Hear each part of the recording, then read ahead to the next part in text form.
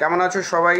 এটা নতুন আমার ফেসবুক, যেটাই আমি শুরু করলাম। আগেরগুলো সব এত ঘেটে ঘুটে গেছে, আর এত উল্টোপাল্টা লোক আর কি ওর মধ্যে, চিনি না জানি না ওই সময় হয়ে গেছে।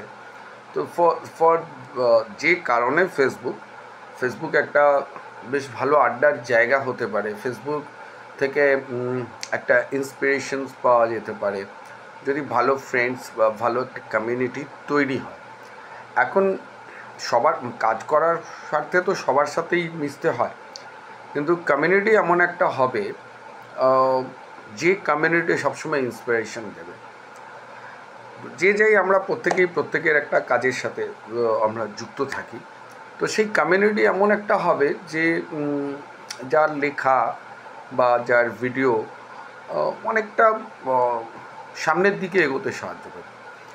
আর এখন এই ফেসবুক থেকে ইনকাম করার একটা বিষয় মানুষের মধ্যে এমন চলে এসেছে, তার ফলে যে ভুলেই যাচ্ছে যে আমি একটা কন্টেন্ট কীভাবে তৈরি করব, কেন করব। যারা আর কি এটার ওপরে মানে নির্ভরশীল হতে চাইছেন যে ঠিক আছে এক্সট্রা কিছু টাকা রোজগার যাতে করা যায়, এবং তার ফলে যে সাবজেক্টগুলো বাড়ছে আর কি, বা ছোটো ছোটো ভিডিও যেগুলো তৈরি করছে, তার মধ্যে মেসেজ তো থাকেই না, এবং সেটাকে কমেডিও একটা সাবজেক্ট, বাট কমেডির মধ্যেও একটা মেসেজ রাখা যায়। এত নোংরামো জায়গায়, সরি টু সে এই ওয়ার্ডটা ইউজ করলাম, যে চলে যাচ্ছে।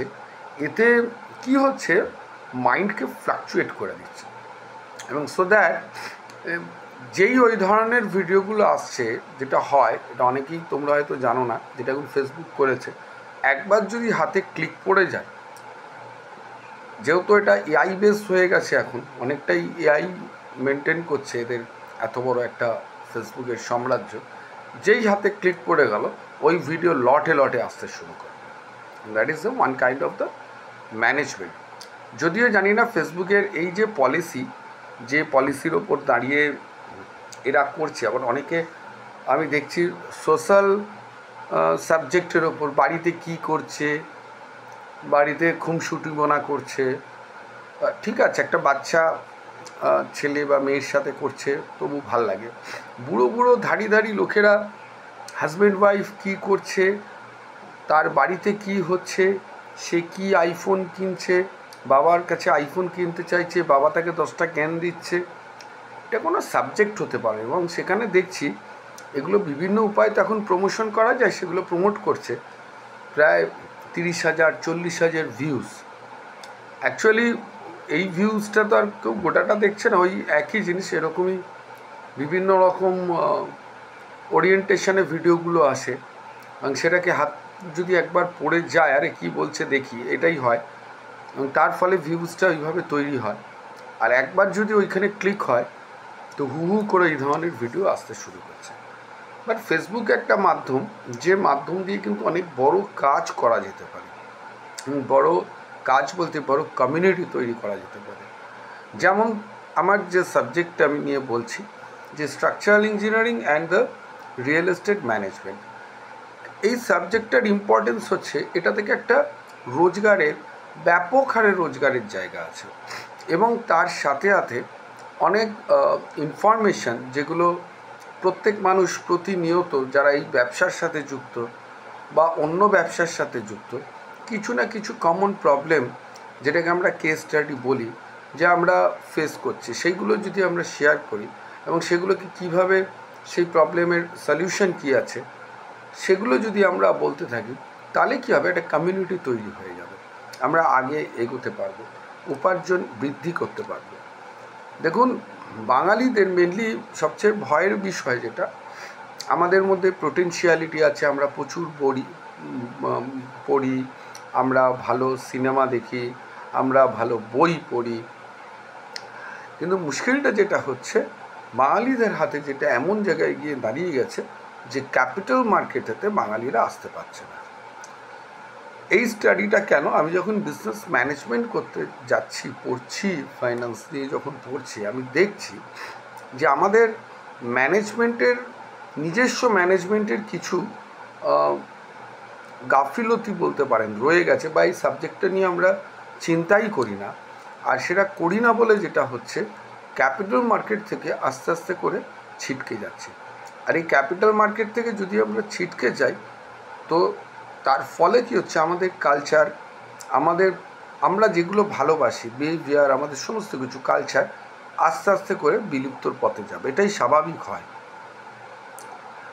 তো বিষয়টা এইখানে, যখন রাজা রামমোহন রায়ের সময়কার ঘটনা, সেই সময় মানুষ উর্দু ভাষা খুব পড়তেন। কেন?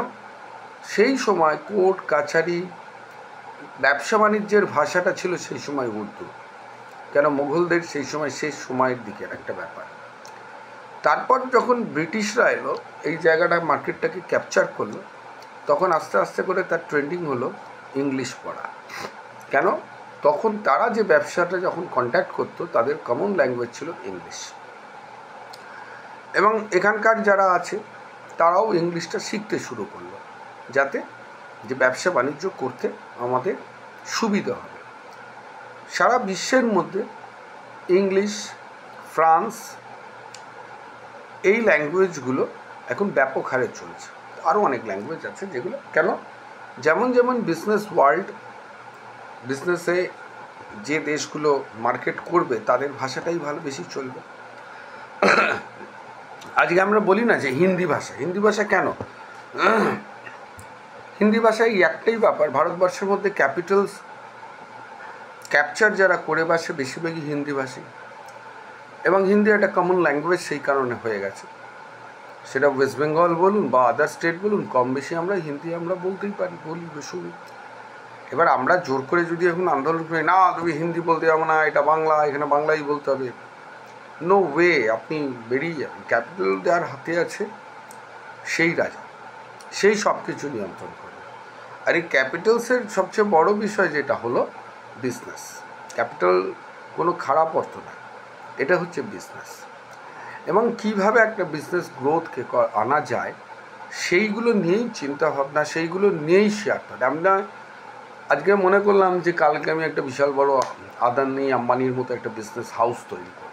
আমাদের ওয়েস্ট বেঙ্গলে বিজনেস করে না তা না, অনেকেই করে, কিন্তু যে ট্রেন্ডিংটা আছে, একটা পুরুষ করলো, তারপরে সেই ব্যবসার ট্রেন্ড নেমে গেল, আবার একটা পুরুষ শুরু করলো, করতেও পারলো না, ওয়াশ আউট হয়ে গেল। বা অনেকের ক্ষেত্রে আমি দেখেছি একটা ব্যবসা নিয়ে শুরু করলো, সে হট করে স্বপ্ন দেখতে শুরু করলো আমি টাটা হব, আদানি হব, আম্বানি হব, অন্য ব্যবসায় সুইং করে গেল।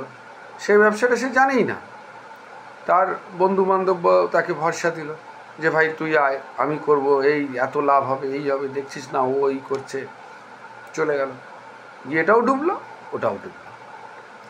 সো এইগুলো কেন হচ্ছে? কারণটা হচ্ছে ল্যাক অফ দ্য ম্যানেজমেন্ট। আর এই ম্যানেজমেন্টের জন্যই কিন্তু আমরা পিছিয়ে আছি, স্কিলড অ্যান্ড ম্যানেজমেন্ট। যে কারণে এখন ইউজিসি ডুয়াল ডিগ্রি একটা ব্যবস্থা করেছে, যেমন বিটেকের সাথে প্লাস এমবিএ করাচ্ছে, মানে একেবারে সে ঢুকছে 4 বছর বিটেক, তারপর 2 বছর এমবিএ করে বেরোচ্ছে, বা বিটেক প্লাস এমটেক প্লাস সে ম্যানেজমেন্ট করতে পারে। এখন এই এমবিএ বা কম্পিউটার সায়েন্স এইগুলো হচ্ছে এখন আর লাক্সারি সাবজেক্ট না, এগুলো হচ্ছে আমার নেসেসিটির মধ্যে পড়ে যাচ্ছে। একটা সময় ছিল না যে সেই মোবাইল, মানে একটা হাতে মোবাইল থাকা মানে বিশাল ব্যাপার। যখন মোবাইল ফার্স্ট টাইম এলো এখানে, প্রচুর দাম ছিল একটা মোবাইল, তো তখন সেটা একটা হাতে কারোর মোবাইল থাকলে মানে এটা লাক্সারি ব্যাপার, মানে সেই মোবাইলটা কিনেছে, বরং সে আরও ফোন আরও জোরে জোরে করতো, এই বই করে চিৎকার করতো, আরও 10টা লোক দেখতো, আরে বাবা একটা হাতে একটা কি যন্ত্র নিয়ে ফোন করছে। কিন্তু এখন দেখুন সেই মোবাইলটা হয়ে গেছে আমাদের একটা নেসেসিটির মধ্যে। মোবাইল না থাকলে আপনি কাজই করতে পারবেন না, আপনার বিজনেসই পারবেন না। মোবাইল আর কম্পিউটার না থাকলে আপনার বিজনেসই পারবে না, যে টাইপেরই আপনি বিজনেস করুন না কেন। স্ট্যান্ডার্ড বিজনেস করতে গেলে আপনাকে এই দুটো লাগবেই। তাহলে যেটা আগে অতীতে যেটা লাক্সারি ছিল, আজকে দেখুন সেটা নেসেসিটির মধ্যে এসে দাঁড়িয়ে গেছে। আগে একটা লোকের কাছে গাড়ি থাকলে, বা আমরা ছোটোবেলায় দেখেছি সেই রাজদূত চড়তো, ঠিক আছে, বা সেই ভেসপা বা ওই স্কুটারগুলো চড়তো, তো সেইগুলো যারা চড়তেন তারা ধরে পাবে এর পয়সা আছে, মানে একটা স্ট্যান্ডার্ড, বা অ্যাম্বাসেডার যে চলছে, আরে বাবা পয়সাওয়ালা লোক অ্যাম্বাসেডার আছে, আমরা এরকম বলতাম।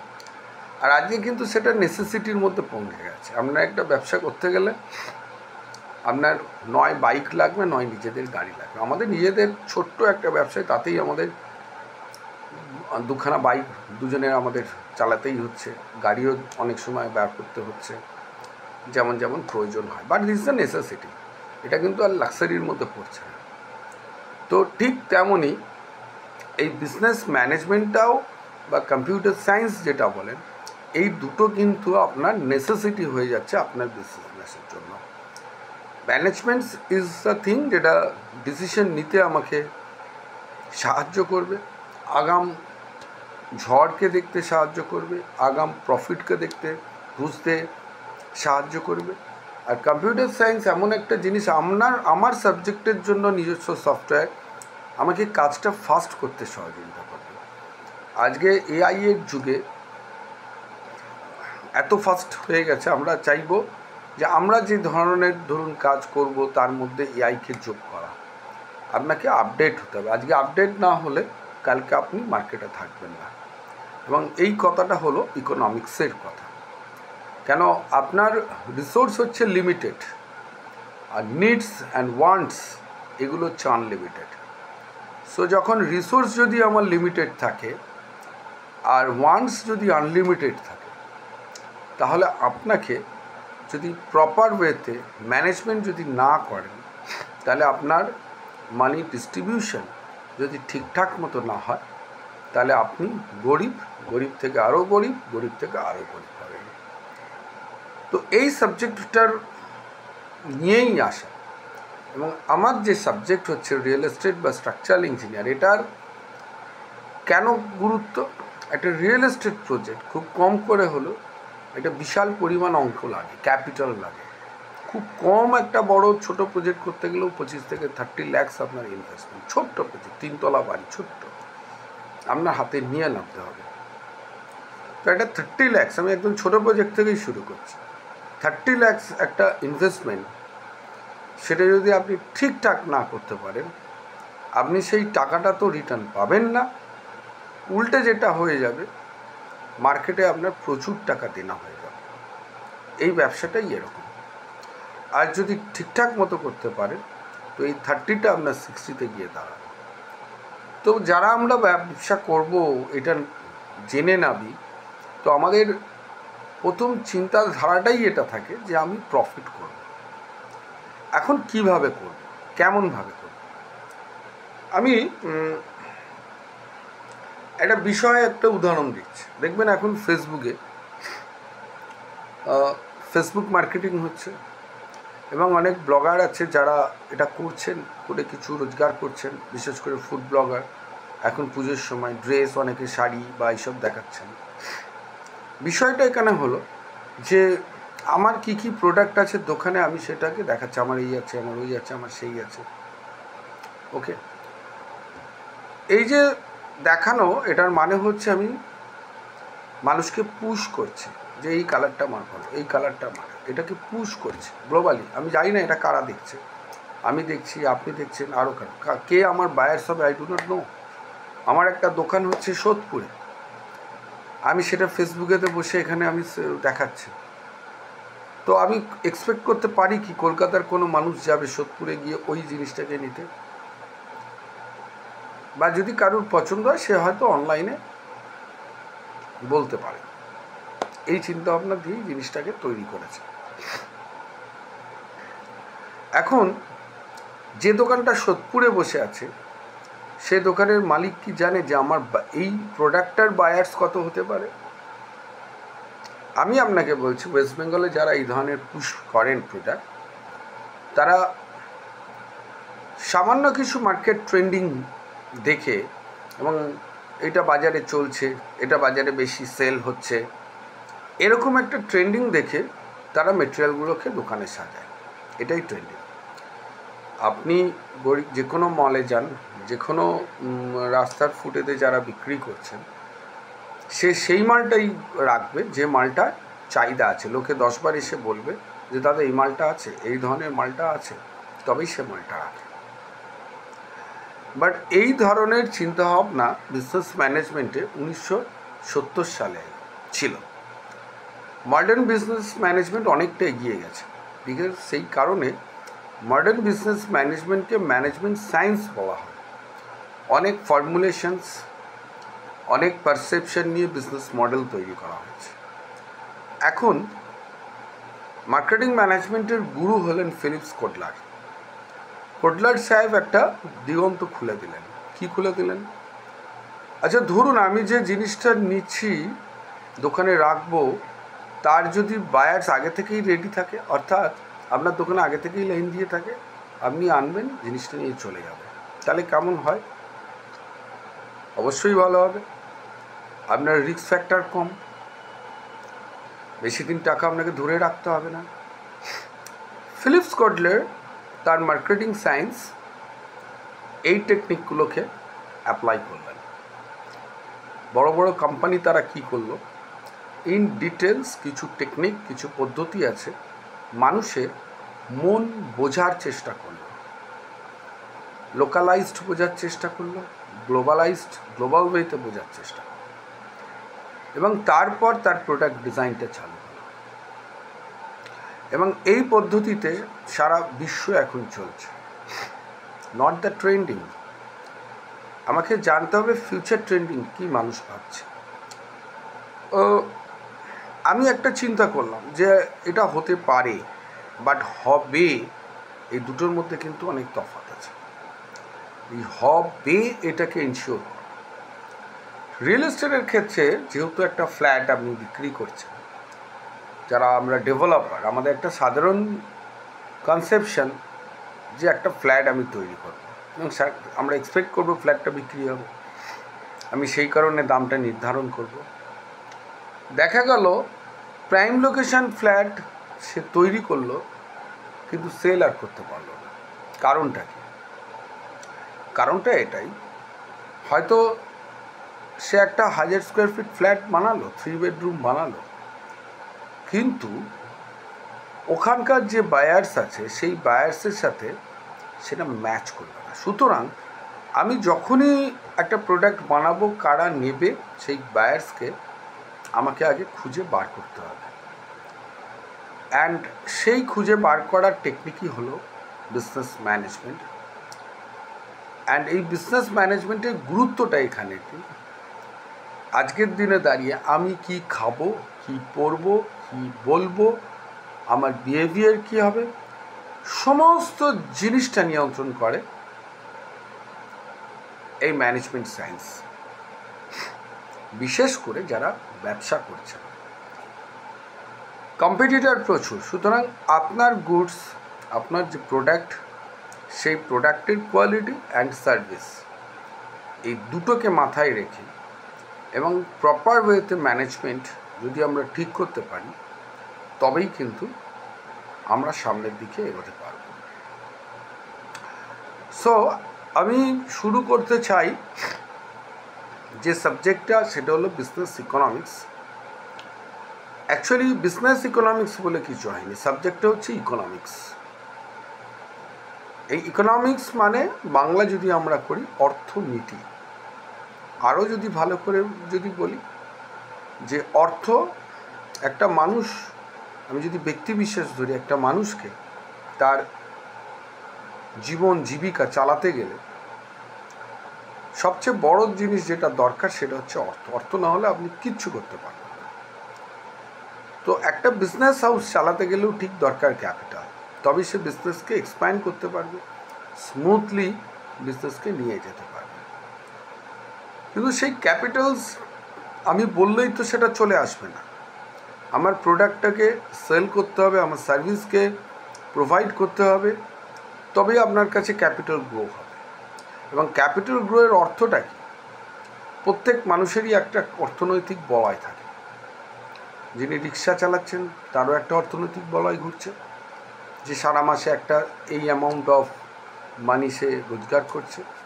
আর যিনি ইঞ্জিনিয়ার বা ডাক্তার, প্রত্যেক মানুষেরই তারও একটা আর্থিক বলয় তৈরি আছে।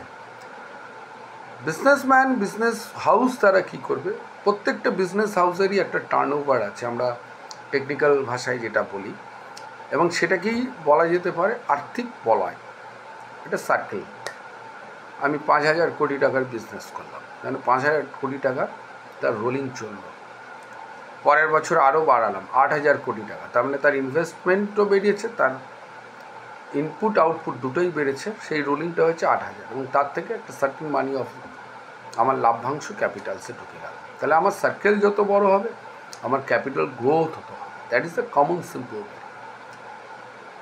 আমি যদি মাসে 1 লাখ টাকা ইনকাম করি আর আমার ইনকাম অ্যান্ড এক্সপেন্ডিচার যদি আমার কনস্ট্যান্ট থাকে, so that obviously to certain money that I can save. তো that is the rules of the business. And business, real estate business যারা অনেকেই করতে আসছে, বা যেটা হচ্ছে, যেটা মরিচিকার মতো দেখে চলে এলাম, না, সিস্টেম আছে, এবং টেকনিক্যালি সেই সাবজেক্টগুলো নিয়ে আলোচনা করব। এবং আজকের এপিসোড থেকে যেটা শুরু করব, বিজনেস ইকোনমিক্স। অ্যান্ড এই বিজনেস ইকোনমিক্স আমাদের ডিসিশন নিতে সুবিধা করবে। টেকনোলজি আমি ততটাই অ্যাপ্লাই করব, টেকনোলজিকে ততটাই আমি মডিফাই করব যতটা আমাকে মার্কেট ডিমান্ড করবে। এর মধ্যে অনেকগুলো চিন্তাভাবনা আছে, সেইগুলো নিয়ে আসবো আমরা। তো দোজ আর ইন্টারেস্টেড তারা ফলো করুন, আমার দরকার নেই বিশাল ফলোয়ার্স, বাট আপনারা ইন্টারাক্ট করুন, এক্সপেক্ট করব।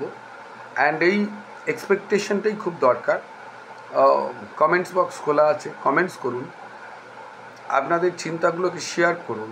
And that is the one kind of the brain storming process, যে মানুষের সাথে ইন্টারাক্ট করা। তো আজকে এই অবধি, ধন্যবাদ। প্রত্যেক দিন ঠিক রাত্রির 8টাতে আপনি এই ভিডিওগুলো পাবেন। Thank you.